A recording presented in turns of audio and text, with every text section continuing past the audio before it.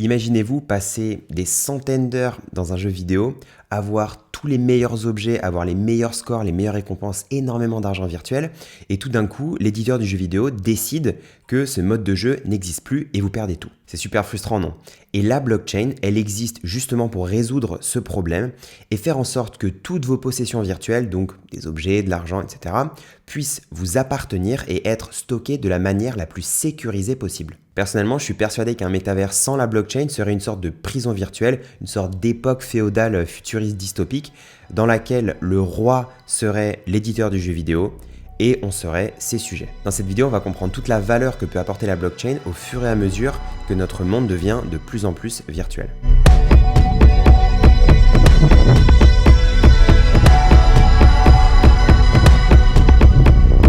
Bienvenue sur CoinStation, moi c'est Léo et aujourd'hui on va parler comme d'habitude blockchain et technologie, mais plus particulièrement métavers et voir comment la blockchain pourrait construire un métavers beaucoup plus juste. Pour commencer, il faut comprendre sur quelle base est-ce qu'Internet a été construit. Et en fait, Internet, il a été construit avec des standards open source. Pourquoi? C'est parce qu'il était à but non lucratif les 10 à 20 premières années où il a été construit. Et quand des géants comme Apple ont construit iTunes en 2001, ils n'avaient pas le choix que de utiliser en fait les standards déjà construits comme le WAV et le MP3, même s'ils auraient bien aimé construire leurs propres standards pour avoir une sorte d'hégémonie sur la musique numérique. Avec le gaming, c'est quelque chose de totalement différent.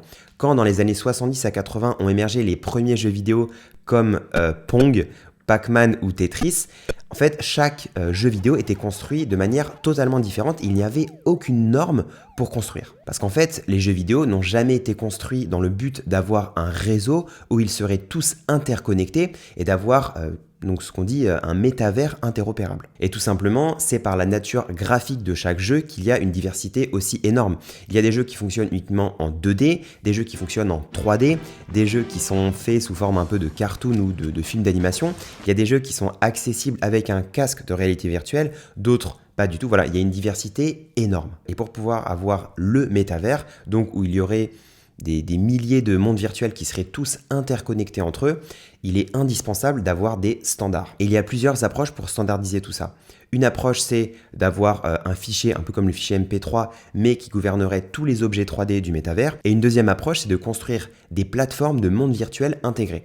Et donc une plateforme de monde virtuel intégré, c'est par exemple Roblox, Minecraft, The Sandbox, Fortnite Creative. Et pour comprendre comment cette standardisation est en train d'émerger, il faut revenir 15 ans en arrière à la naissance des deux plus gros moteurs de jeux vidéo que sont Unity et Unreal Engine. Pourquoi Unity et Unreal Engine ont été créés? C'est pour faciliter la création d'un nouveau jeu vidéo. Au lieu de tout recommencer from scratch depuis le début, l'idée c'est d'utiliser déjà une sorte de framework qui permet de créer un jeu vidéo beaucoup plus rapidement. Et en plus, ça permet de créer un écosystème hyper développé. Il y a déjà des millions de développeurs qui savent développer sous Unity ou Unreal Engine. Il y a plein de tools, d'outils différents pour construire des jeux vidéo de la manière la plus rapide possible. Donc il y a les moteurs de jeux vidéo d'un côté et de l'autre, il y a ce qu'on appelle les suites de services. Et ça, c'est par exemple PlayFab qui fait partie de Microsoft Azure ou encore GameSparks qui font partie d'Amazon. Et ces suites de services, elles incluent les comptes des utilisateurs, elles incluent aussi les transactions, le matchmaking, le classement. En gros, c'est un peu comme si ça gérait une partie du back-end de beaucoup de jeux.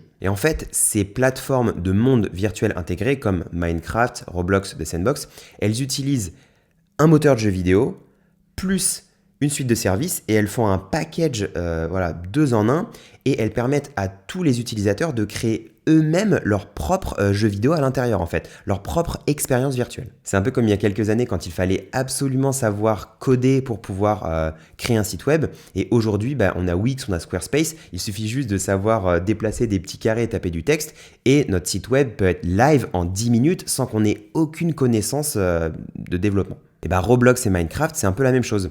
Il n'y a plus besoin de savoir développer sous Unreal Engine ou sous Unity. Maintenant, c'est super facile. En no-code, on peut juste créer des blocs et créer son personnage, créer une expérience virtuelle très très simplement. Mais pour être vraiment précis, créer un monde dans Roblox, c'est plutôt comme créer une page Facebook que créer une page Internet. Parce que Roblox, c'est une entreprise qui a le contrôle sur votre monde virtuel, tout comme Facebook a le contrôle sur votre page. Si vous ne connaissez pas bien Roblox, c'est normal, car c'est un jeu qui est joué principalement par des enfants ou des adolescents.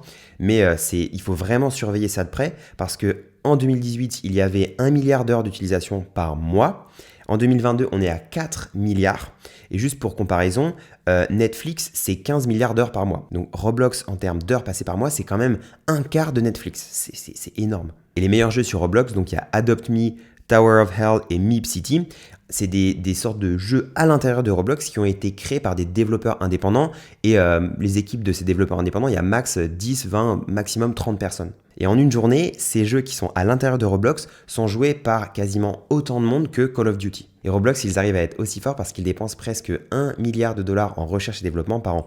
Pour comparaison, c'est à peu près la même chose que PlayStation. PlayStation, ils dépensent 1,25 milliard de dollars par an en R&D. Et ça, c'est sur leurs 12 studios, sur leur cloud gaming, leur hardware. Enfin, c'est sur toutes les actions de PlayStation. Maintenant qu'on a mieux compris la trajectoire de tout l'univers virtuel qui est en train de se créer avec des jeux comme Pong ou Tetris, jusqu'aux plateformes intégrées de monde virtuel comme Roblox, on va voir pourquoi des standards open source et le fait justement qu'il n'y ait pas une seule entité qui détienne la majorité des assets, mais une multitude d'entités interconnectées est quelque chose de très très important. S'il n'y avait pas de standard open source sur Internet, donc ça voudrait dire que le standard JPEG est détenu par une société, le standard MP3 par une autre, le standard MP4 par une autre. Ça voudrait dire qu'à chaque fois qu'on utilise ces standards, je sais pas, qu'on télécharge une vidéo ou une photo, il faudrait payer des frais à une société. Donc ça veut dire payer à chaque fois qu'on utilise Google Chrome, payer à chaque fois qu'on utilise Zoom. En fait, si ça avait été le cas et si Internet avait commencé comme une entreprise à but lucratif,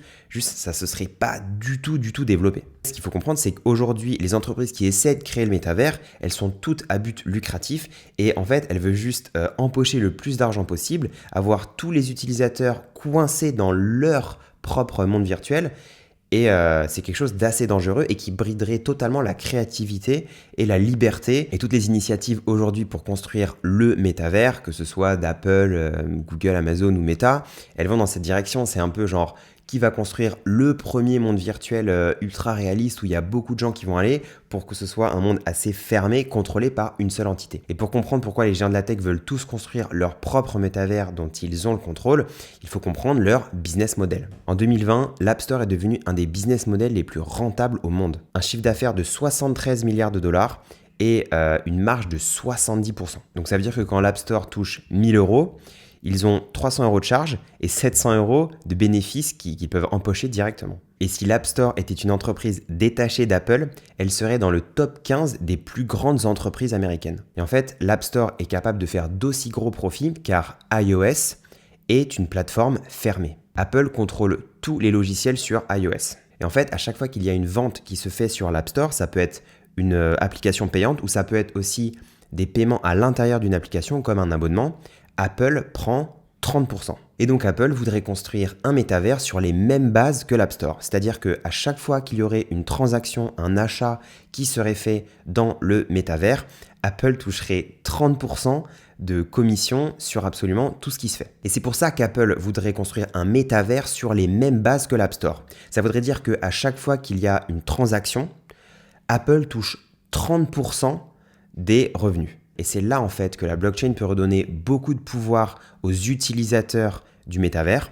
C'est parce que, comme on le voit dans ce document, donc là on voit que l'App Store prend jusqu'à 30% de commission sur chaque paiement dans l'App Store. YouTube prend 45% de commission sur tout l'argent qui est redonné aux créateurs de contenu. Et Facebook, Twitter, Instagram prennent à peu près 100% des revenus publicitaires qu'ils génèrent. Et quand on compare ça avec OpenSea, on voit qu'il y a un très faible pourcentage, 2,5%, qui est pris par la plateforme et donc la quasi-totalité des revenus sont distribués aux créateurs. En fait, tout simplement, si on utilise son MetaMask pour se connecter à une application qui vivrait dans iOS, eh ben, Apple pourrait plus du tout toucher aucun centime parce que toutes les transactions se feraient sur la blockchain et Apple aurait plus aucun contrôle là-dessus. Donc c'est pour ça en fait que toutes les plateformes veulent créer leur propre monde et un monde fermé. Comme ça, elles ont le total contrôle et elles peuvent prendre des énormes commissions sur absolument toutes les transactions. Et c'est pour ça qu'elles ne veulent pas d'une blockchain qui est à part, parce que si toutes les transactions étaient faites sur Bitcoin ou sur Ethereum ou sur Solana, mais en fait, ce serait une entité séparée et elle ne pourrait plus prendre une aussi grosse part du gâteau. En conclusion, je pense que le métavers sans la blockchain, donc pas de wallet, pas de NFT, pas de crypto. C'est un métavers qui serait complètement centralisé et possédé par une seule entité. Et cette entité aurait beaucoup trop de contrôle sur toutes nos positions virtuelles. C'est la fin de cette vidéo. J'aimerais vraiment avoir votre avis sur la question. Est-ce que vous aussi, comme moi, vous pensez que la blockchain est totalement nécessaire dans le métavers, ou est-ce que pour vous, c'est aussi OK d'avoir un métavers qui est contrôlé par une seule entité? Laissez-moi un commentaire et merci beaucoup d'avoir regardé la vidéo jusqu'au bout.